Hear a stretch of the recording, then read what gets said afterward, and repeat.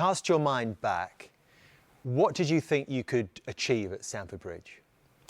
Well, after speaking with the owners, they were very ambitious. They were very clear in terms of what they wanted to try to do. They wanted to challenge for major trophies again, change the culture, use some younger players. They were new, though, in fairness. So as it transpired, it wasn't quite as simple. It wasn't a straight road, but no, the challenge and always the reason to go there was a sporting challenge to try to compete for major trophies. If you look at Chelsea the last 25 years or whatever, they've been as successful as any team.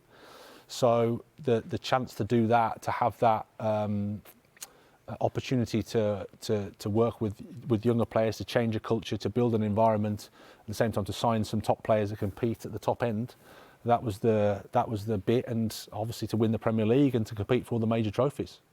It was a really good start, and I'm just thinking back to what Jamie was talking about earlier, asking you about how you go on implementing those ideas when you move into a new club and you're playing every 2 or 3 days as well. So how much of this was down to amazing coaching, Graham?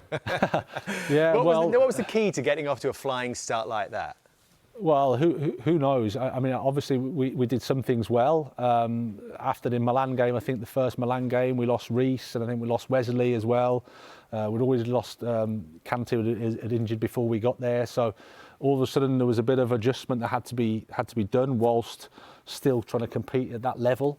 You're probably working out what players can do what, etc., etc. Before that, the window, they'd signed some players, the key ones defensively, the Rudigers, Alonso's, Christensen's had left. So the whole sort of team, if you like, was in a bit of flux, I would say, and trying to build and trying to stabilise it. So were you happy with the group that you inherited, or did you think there was an imbalance in that squad? No, I think there was a collective identification that the squad would need to evolve. Like I said, I think Chelsea previously had built their foundation on strong defence. They'd struggled, a little bit to score goals to take them right up to the top of the Premier League. But as I said, in that window before, Rudiger, Alonso, Christensen were key players to that. They were out the team. And then after 2 or 3 games, Reece had gone for us. Fofana was the replacement, had gone. Koulibaly was in, but it was adapting to the Premier League. Cucurella hadn't quite settled in as quickly as he would have liked. So there was a lot of just adjusting that was going to happen. And like I said, before a World Cup, 14 matches in 6 weeks, it's impossible to play everybody every minute. So just finding that stability, it was a bit of a struggle, but it's a live and learn, I guess. We're watching from the outside, wondering what Chelsea are going to do in the January window. I don't know if you were having the same thoughts from inside the club, but this was the spend, £313 million. How much did you have to do with this little lot? No, I was there to try and to support, really. The owners decided the squad, and they made the decision to invest in the team. I obviously tried to explain the pros and cons of it, in terms of January can be an expensive time to buy players because you can sort of overpay. It's not a guarantee that you're going to actually improve at that time, because the players that you can see there, it's not Harry Kane, it's not Declan Rice, it's not proven Premier League players. They're young players coming from maybe different leagues, maybe with a close winter break, for example. So to get up to speed, to hit the ground running, to help Chelsea win from the off, which is ultimately what happens when you spend 300 million, the expectation goes up, and the pressure goes up on the team and all the rest of it, and that's part of what we sort of, I guess, had to deal with.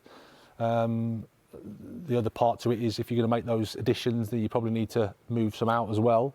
That didn't happen, and then you're left with quite a big squad, which is, if you've got 30 players plus at any club in the Premier League, it's not ideal. So there were some challenges there. We had a bit of a tough period for a couple of months there. And then the last 5 games, we won 3, drew 1, lost 1, beat Dortmund to go into the last 8, but it wasn't enough. Well, what was your feeling when you're bringing these players in? They're new. It's Chelsea. They're probably looking at you thinking, "Come on, what have you got for us?" It's not a Champions League manager coming into the club, and that's what that club have been used to. If, say, a Mourinho would come in, or a Conte, or Ancelotti. What was the feeling going into Chelsea as a club, with its supporters, players, everything about it? Because I've always looked at Chelsea as a really ruthless winning machine who will basically what happened to you is just if it's not quite working in their eyes, you're gone. Yeah, and I think that was the culture of the club. That's how they've acted over a period of time, and it's got them success. So of course, a huge respect for that. But you could, I suppose you could feel that. You can feel it from the outside. You can feel it from the media, the supporters. There's probably a mistake I sort of made, was thinking that new ownership means that there's a chance of a change of culture. But actually, culture runs a lot deeper than that. So I think before the World Cup, I think we only lost three matches in the Premier League. One to Arsenal, who were top at the time. One to Newcastle away and Brighton away. But already the world was quite closing in. It was close to crisis. And perspective sometimes is not so easy to get. And at the time, Chelsea were used to winning, like you say. They're used to competing. And I think it was an easy thing to say, okay, we're not winning. It must be the coach who's not used to, not played at that level, not worked at that level. Maybe he's the problem. And I can understand why they think that, because the results weren't what they expected. Was it a shock going into a team and the actual scrutiny that came with the job so early on? Was that a shock for you? Because obviously you're managing at Swansea, you're managing at Brighton, doing really well. But and as a manager, you're coming against United or Liverpool or Chelsea or Arsenal, and you're watching these managers get a bit of criticism, come under a little bit of pressure from the outside or the media. Once you're actually in that hot seat yourself, how does it actually feel?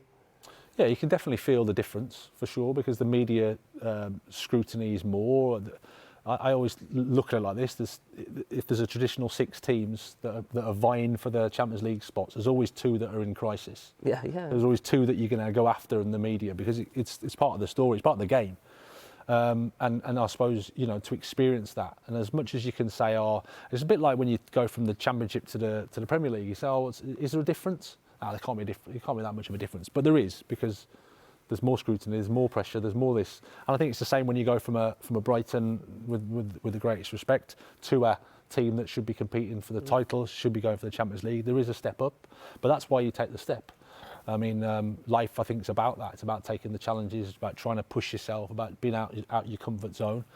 And the only way you find out is if you experience it, and I'm sort of better for it. But at the time, yeah, it's different, that's for sure. You mentioned those last 5 games, winning 3, drawing 1, beating Dortmund to get through to a Champions League quarter-final with Real Madrid as well.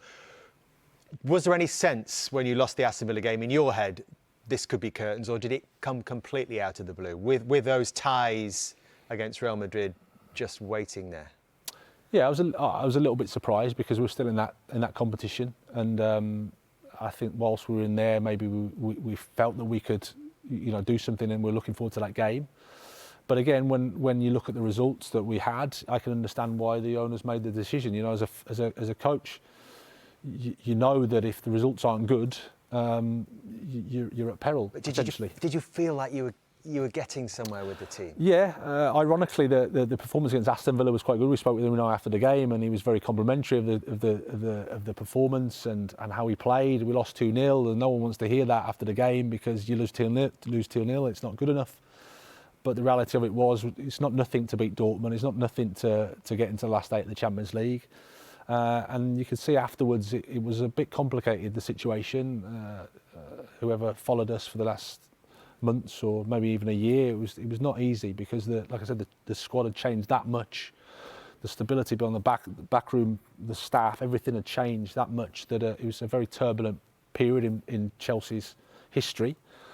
So one that obviously I'm grateful to have experienced, but obviously I wish I would have done better, and wish we would have done better, and things would have been slightly different. But I guess when you've had that experience and you've come so close to something as well, I suppose in your mind, does it make you hungrier for another crack at things?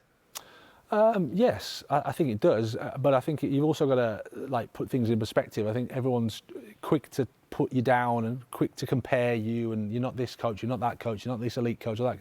I started off in the 9th tier in English football, or the 4th tier in Swedish football, and over a 12-year period I tried my best every single day to improve, to get better, and I eventually ended up at Chelsea in the last 8 of the Champions League. I think that's a story that I'm really proud of, and a journey that I've been really proud of.